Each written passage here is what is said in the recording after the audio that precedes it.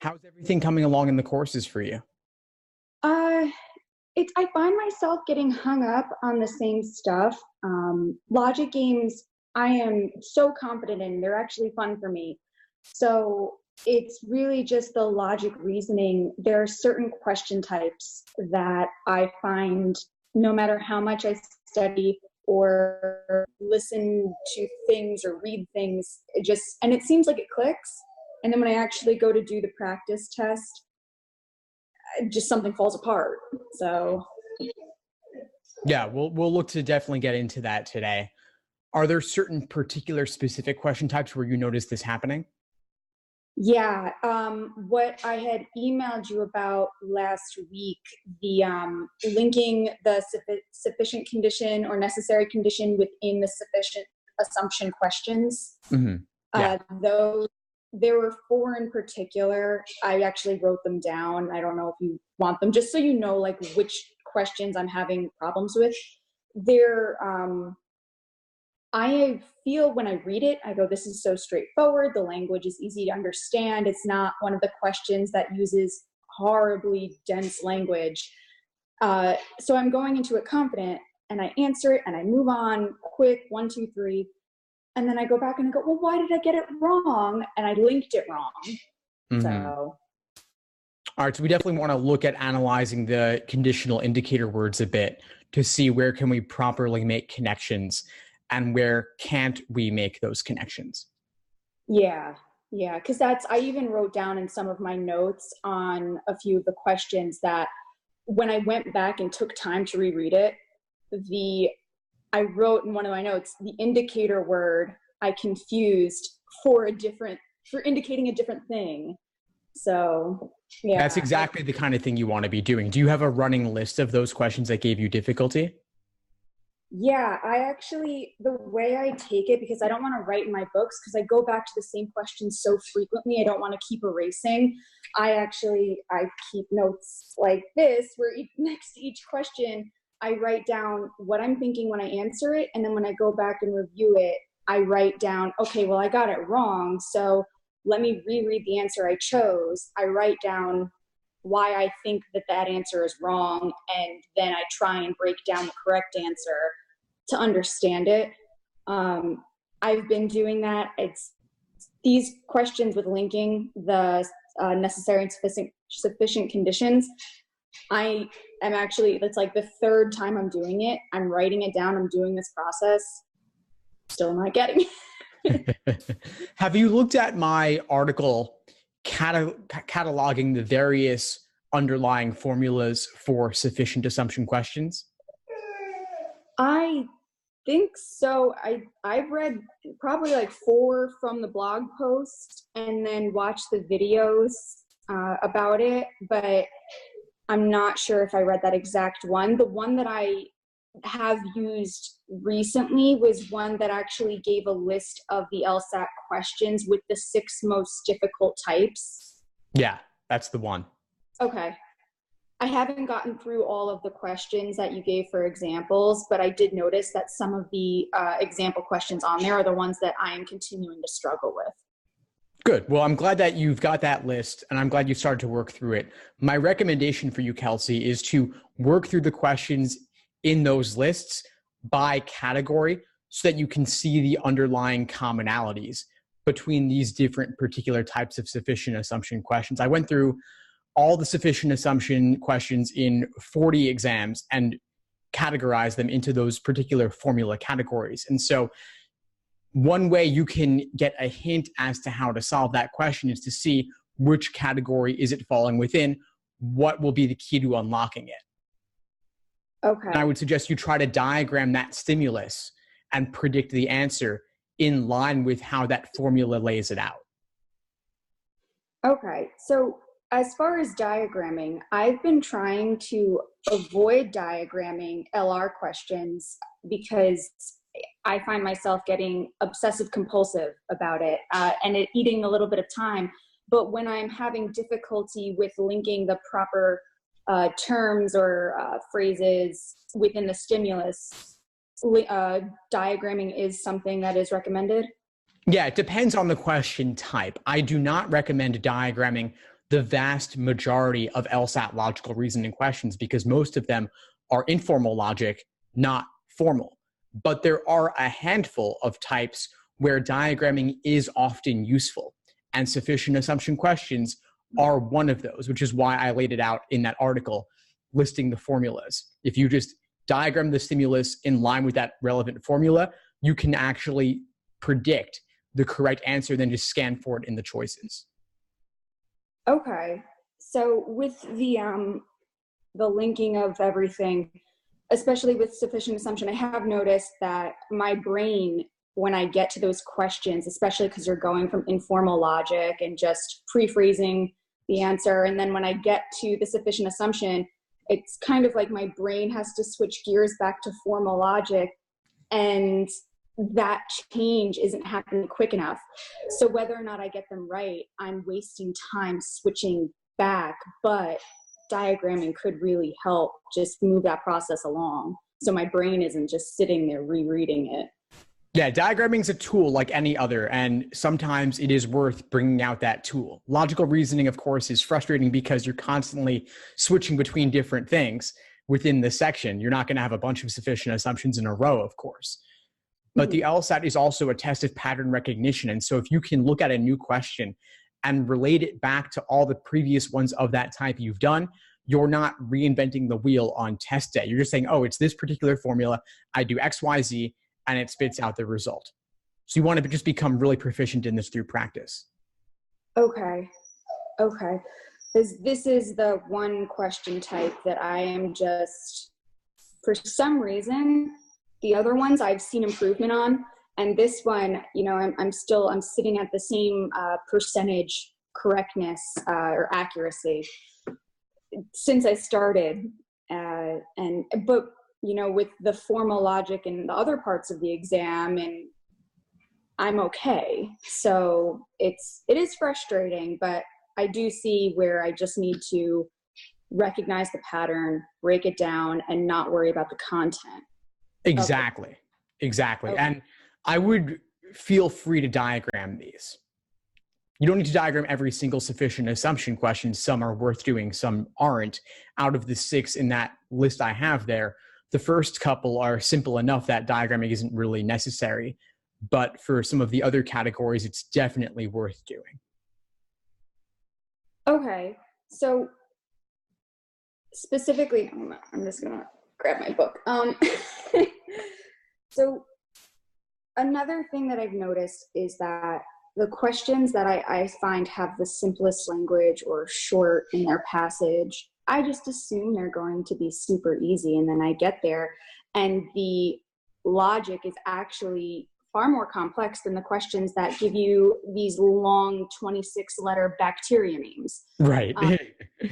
So it's, is there any way or a practice technique you would recommend for, I know I do this, and for some reason I still just breeze through them because I go, oh, it's in simple English.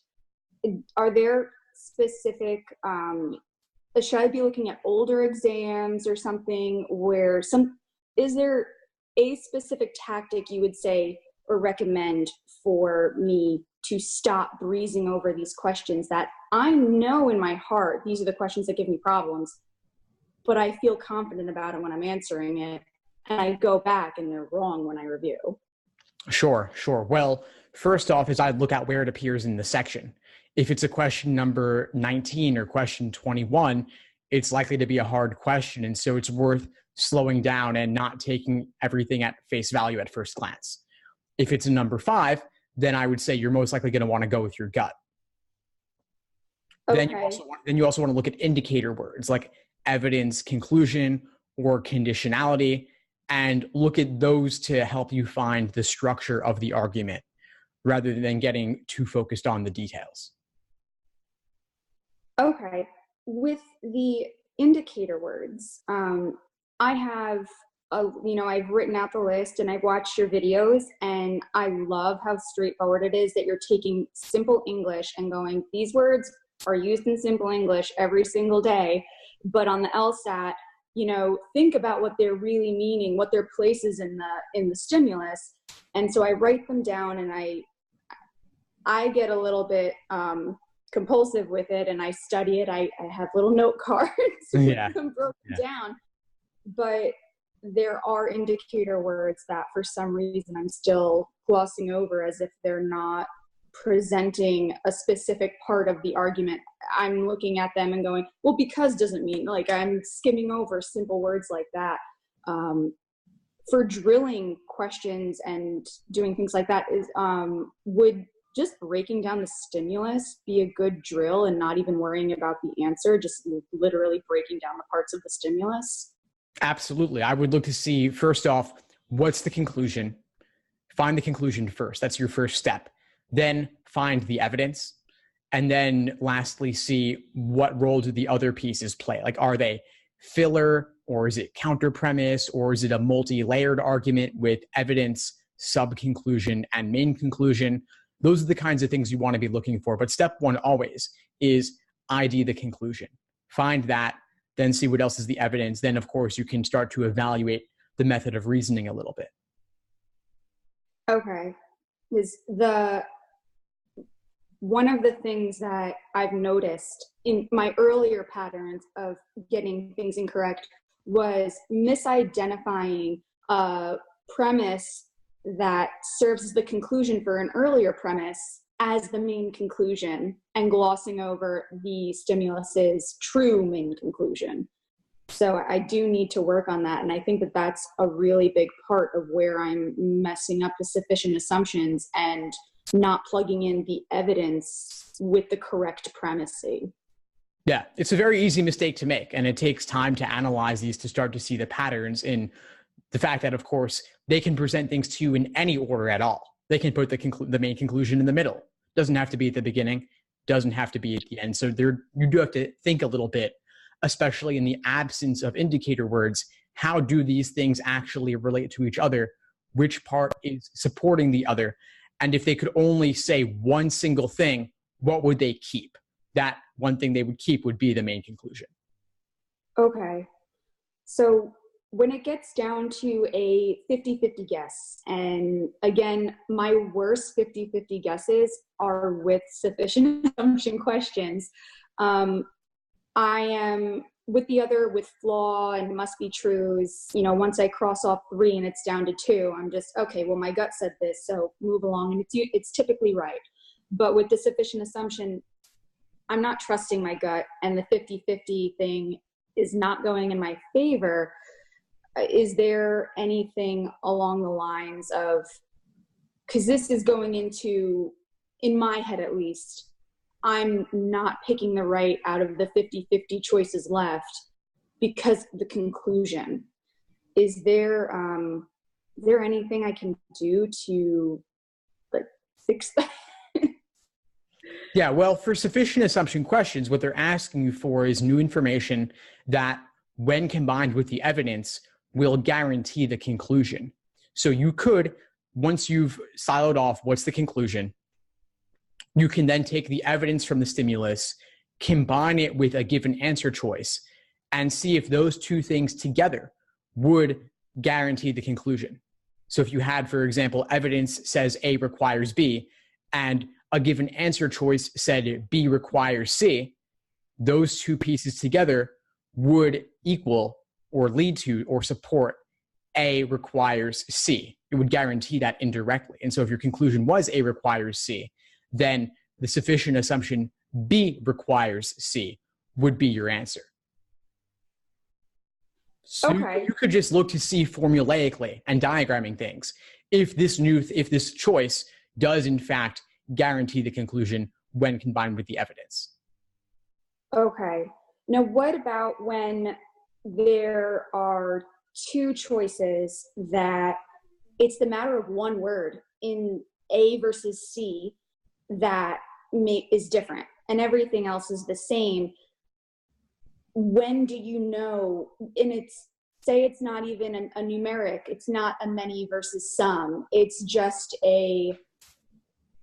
one word's different. And there are a few questions that I found where sometimes I'm getting the question right, and sometimes I'm just taking it that next step, and that next step is too far.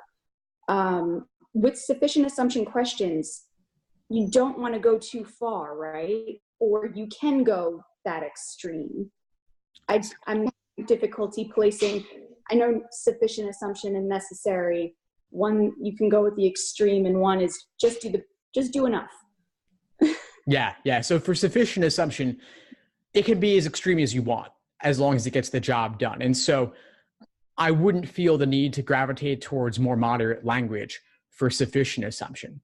But although for necessary assumption, you do want to gravitate towards more moderate language, all else being equal. And I find that necessary assumption questions, you're more often in that situation where you're down to two, they both look pretty similar. And so you can, as a general heuristic, say more moderate is better.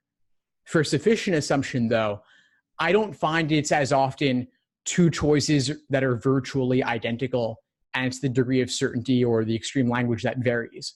I think for sufficient assumption, and in general, you don't really want to compare two choices against each other. You want to check them against the stimulus and see if they are achieving the given task that you're looking to do. And so I would say, trust in your diagramming whenever applicable. Otherwise, just see if this answers the general question, does this guarantee the conclusion? And extreme is totally fine, though. Okay, because I don't know why I had in my head that you just don't pick the extreme answer. And I was making that mistake of comparing answer choices against each other. But I'll know now in the future to not do that. That was definitely something I was doing, which obviously doesn't help answer the question. Sure. Yeah, just know what your question type is looking for. Inference family questions like must be true, and in my opinion, necessary assumption, you want to gravitate towards more moderate, but for strengthen, weaken, sufficient assumption, extreme is totally fine. Just a question of which family they fall within. Okay. And now with the questions that you had mentioned earlier, the later they are in the section, obviously a simple phrasing, it's not going to be as simple or straightforward as it is to the eye. However, those are the ones that I'm getting through the question. And then question 24 is one of those questions, and I'm so confident. I go, oh, they gave an easy one at the end. Maybe the next question's really hard, but that's the hard question. When do I spend an extra few seconds, 30, 40 seconds on a question that I'm hung up on? And when do I just move on and say, you know what, I'll guess, or I'll come back to it when it's towards the end of the section?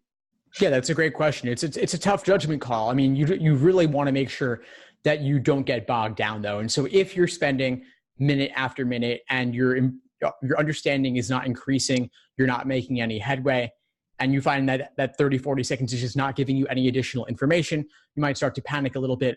That's when I would say cut your losses, flag it, skip it, come back to it at the end if you have time. And personally, I'll flag 3 or 4 questions in a single logical reasoning section to come back to at the end, just because they were too tough to deal with in the moment.